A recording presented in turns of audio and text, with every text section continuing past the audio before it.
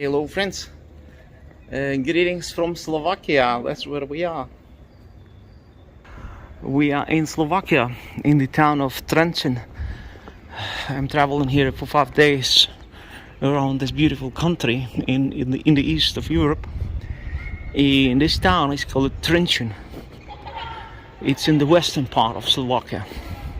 We do not stay here. We stay in Piešt'any. I don't know if you know. Piešt'any is a spa with mineral waters, where they cure all kinds of diseases. So quite an expensive, all-inclusive spa. That's where we are staying just to relax, to get in better shape. And we rented a car in Vienna and drove here to Trenčín. From Piešt'any. So I was recommended to come to this town. Right outside the town we visit the city. Well, it's a monastery. It's a monastery called Mala Skalka and Mala and Velika Skalka. And it's quite impressive here, don't you think so? Look what a castle they have here in the city center of Trenčín.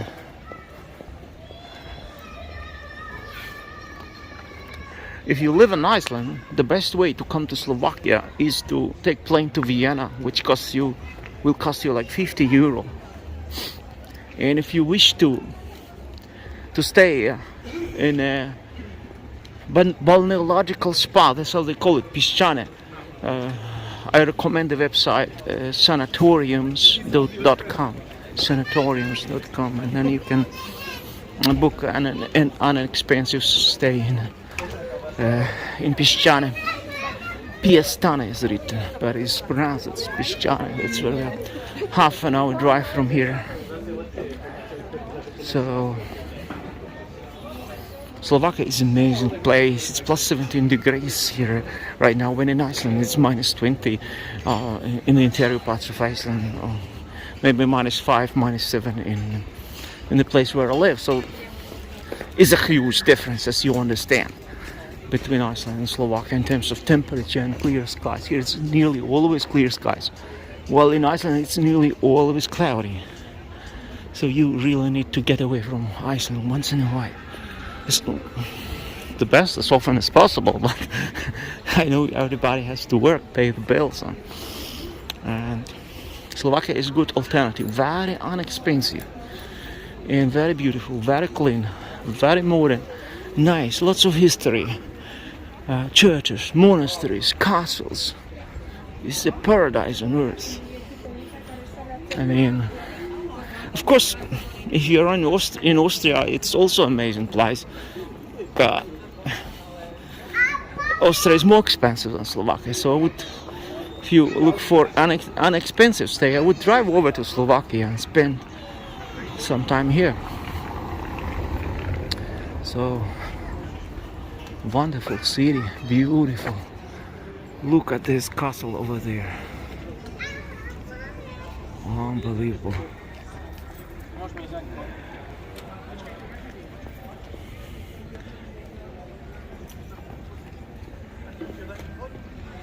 I wanted to drive to the castle. Maybe after I take a walk here, we will drive up to the castle and explore the castle.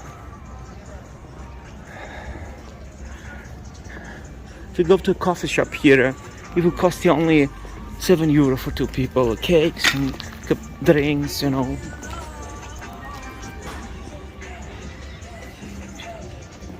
This is Slovak registration plates, SK. You know, this country was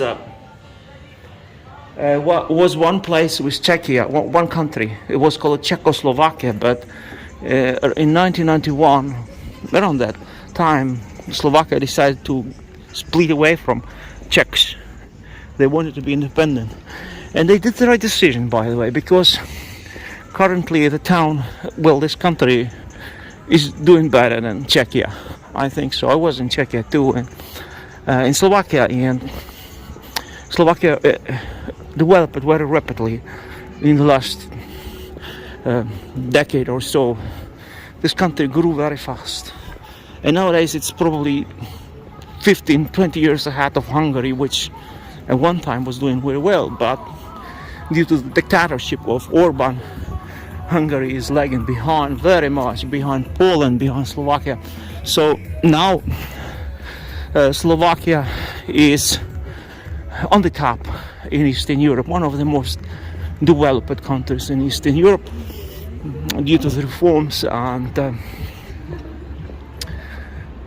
wow, look at this. And great people probably who live here, who made this miracle to happen, to transform this country from former communist bloc republic, part of communist Czechoslovakia, to this advanced, beautiful place that it's a pleasure to be in, like to enjoy my time here in Slovakia.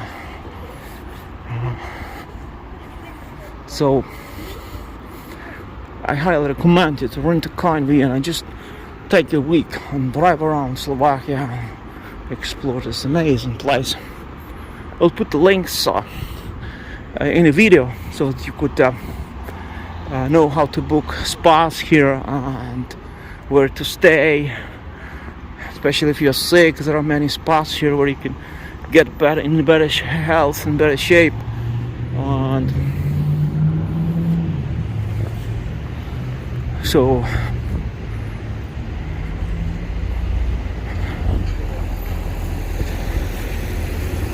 yes, that's where I am in Slovakia. I'm not in Iceland, but I posted a few videos about Iceland from Slovakia. I will be back tomorrow. No, the day after tomorrow. The day after tomorrow I'll be back in cold Iceland. And of course, as always, I'm not alone. I never travel alone. You know, it's not good to travel alone. You have to have a friend with you. Always. It's so I'm here with my friend. Yeah, what a nice place. Trenčín had been surprised to me. I didn't expect this town to be so beautiful, so nice. And here's my friend. Hello friends, and greetings from Slovakia. That's where we are. We are in a beautiful forest with then a monastery here. In the old days, in the 13th century, it was the most important monastery in all of Slovakia, perhaps, at least in this region, above the Vach river. And it was founded by Benedictine monks and had been consecrated to Saint Andrew and Saint Benedict, local hermits. Saint Andrew of Swarat was a Polish monk who was living in a cave not far from here. And during the Hussite wars, it had been closed, and then it had been restored again by Jesuits sometime in the 17th century. It's located in very picturesque surrounding. You see, there's a beautiful forest here.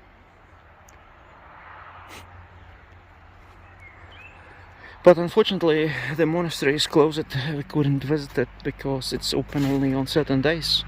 And I think it's altogether closed in March, but it's open from April, I think, between 1 and 5 o'clock, so just for 4 hours. It's a pity, because it's one of the most important religious shrines of Slovakia, and one of the most important pilgrimage sites in all of Slovakia as well. And it's not even properly restored.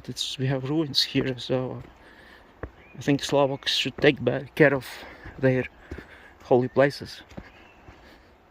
But let's come closer and see it from closer distance.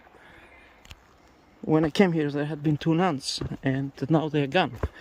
And they told you can call some number and the guy would come here and open for you, but we don't have that much time to wait, and I don't want to disturb anybody, so I'll just show you it as it is.